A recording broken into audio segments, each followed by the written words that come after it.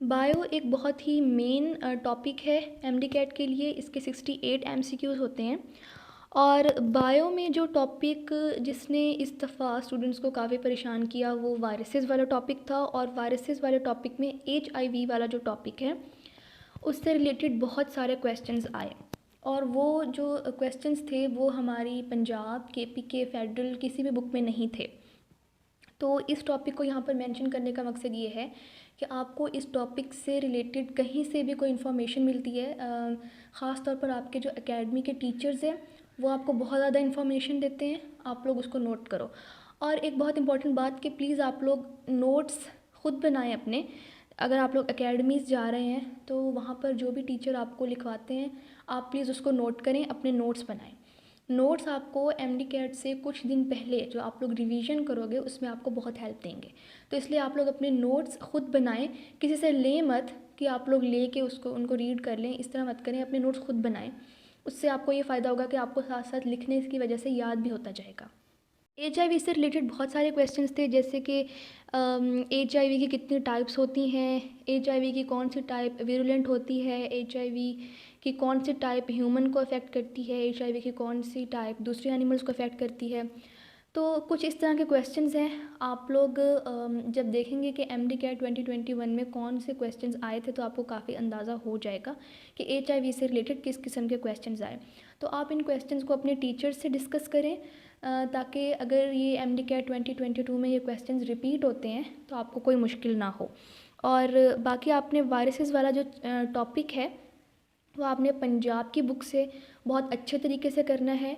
और आपने जो वायरसेस जहाँ से स्टार्ट हो रहा है ना ये टॉपिक, वहाँ से लेकर एंड तक यानी हेपेटाइटिस तक आपने कंप्लीट करना है। ये आपने दरमियान में कुछ भी स्किप नहीं करना, बिकॉज़ पीएमसी ने इस दफ़ा यानी जो टॉपिक से रिलेटेड चीज़ें थी जो कि मेंशन तो नहीं थी लेकिन रिलेट कर रही थी उस टॉपिक से जो मेंशन था सिलेबस में, वहाँ से भी क्वेश्चंस दिए थे। तो आपने पंजाब की बुक से वायरसेस वाला टॉपिक पूरा करना है। बायोएनर्जेटिक्स एक बहुत कॉन्सेप्चुअल टॉपिक है, आपने इसको अच्छे से समझ के करना है। इसके अलावा जो सबसे मुश्किल चैप्टर लगता है फर्स्ट ईयर की बायो में स्टूडेंट्स को वो है किंगडम एनिमेलिया, क्योंकि ये बहुत लेंथी चैप्टर है। और स्टूडेंट्स अक्सर क्या करते हैं कि जब बोर्ड एग्ज़ाम की तैयारी करते हैं तो इसमें से सिर्फ शॉर्ट क्वेश्चन या एमसीक्यूज़ कर लेते हैं। But MDCAT point of view से किंगडम एनिमेलिया एक बहुत इम्पॉर्टेंट टॉपिक है। जो 2021 में जितने भी टेस्ट हुए एमडी कैट, उन तमाम में किंगडम एनिमेलिया से क्वेश्चंस आए। तो आप लोगों ने किंगडम एनिमेलिया को नोट से प्रिपेयर करना है। बहुत सारे टीचर्स ने आप लोगों की एकेडमीज़ में जो आपको टीचर्स पढ़ाते होंगे उन्होंने किंगडम एनिमेलिया के नोट्स बनाए होंगे। उन नोट्स में ना ये चैप्टर टेबुलर फॉर्म में लिखा होता है, मतलब टेबल्स बने होते हैं मुख्तलिफ फ़ाइल के। तो आप लोग टेबल की फॉर्म में अगर इस चैप्टर को प्रिपेयर करोगे तो ये आराम से हो जाएगा। अब आपने किंगडम एनिमेलिया को किस तरह प्रिपेयर करना है। किंगडम एनिमेलिया एक दिन में प्रिपेयर नहीं होगा, ठीक है।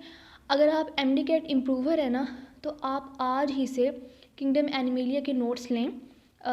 अगर आप किप्स एकेडमी में हैं तो वहाँ से आपको नोट्स मिल जाएंगे आराम से। आप वहाँ से नोट्स लेके रोज़ाना का 1 पेज या 2 पेज जितना भी आप लोग कर सकते हैं प्रिपेयर करना शुरू कर दें। सेकेंड ईयर में जो टॉपिक्स काफ़ी इम्पॉर्टेंट थे इस दफ़ा एमडी कैट 2021 में, वो एवोल्यूशन और ग्रोथ एंड रिप्रोडक्शन।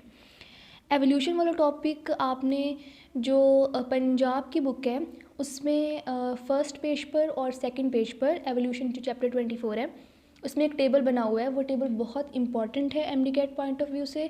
और एमडी कैट में बहुत सारे क्वेश्चंस उस टेबल में से आए।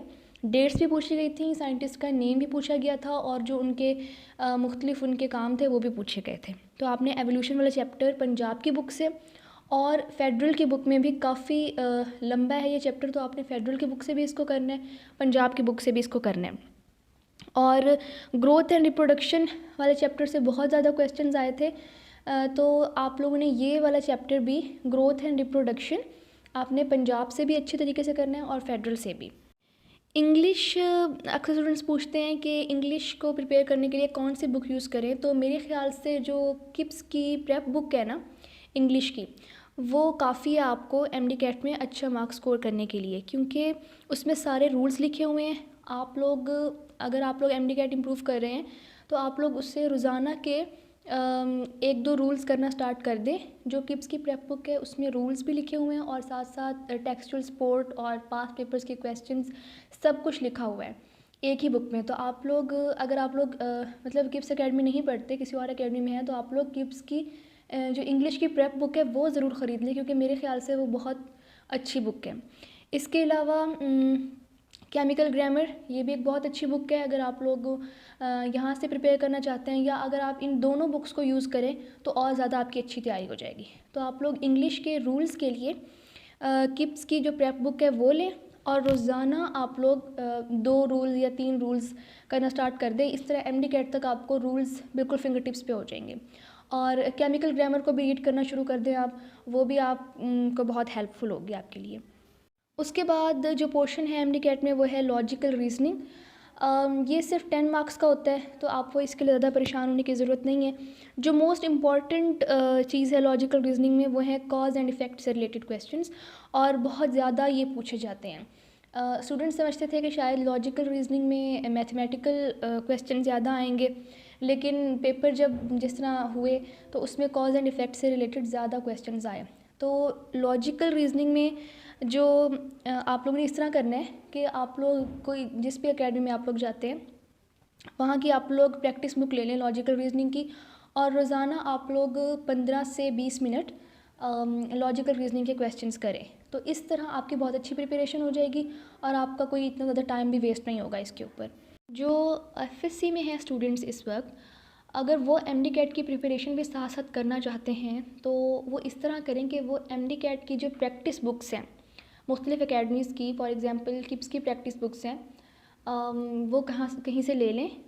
अगर किसी फ्रेंड ने या किसी रिलेटिव ने एमडी कैट दिया है तो उनसे बुक्स ले लें, या फिर एकेडमी में जाकर वो बुक्स परचेज़ कर लें।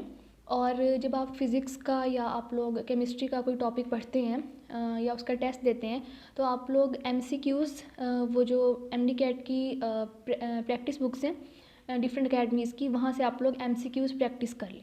इससे आपकी एफएससी के कॉन्सेप्ट्स भी स्ट्रॉन्ग होते जाएंगे और आपकी एमडी कैट की भी बहुत अच्छी तैयारी हो जाएगी। जो एमडी कैट इम्प्रूवर्स हैं, क्योंकि उनके पास अभी काफ़ी टाइम है, तो बेटर ये होगा कि आप लोग अगर आप लोग पंजाब से हैं तो आप लोग फेडरल की बुक्स परचेज़ कर लें, और अपनी पंजाब की बुक्स के साथ साथ फेडरल की बुक को भी ज़रूर रीड करें, केमिस्ट्री की भी, फ़िज़िक्स की भी, बायो की भी।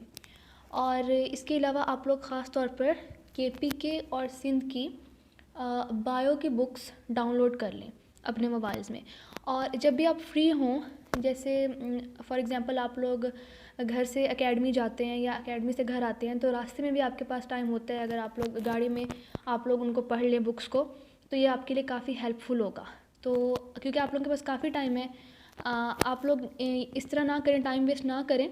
तो जो आप लोगों के पास थोड़ा थोड़ा टाइम बचता है उसमें आप लोग केपीके और सिंध की बुक्स को भी रीड कर लें। तो ये थी एमडी कैट 2022 की guidelines. Thank you for watching. अल्लाह हाफिज़।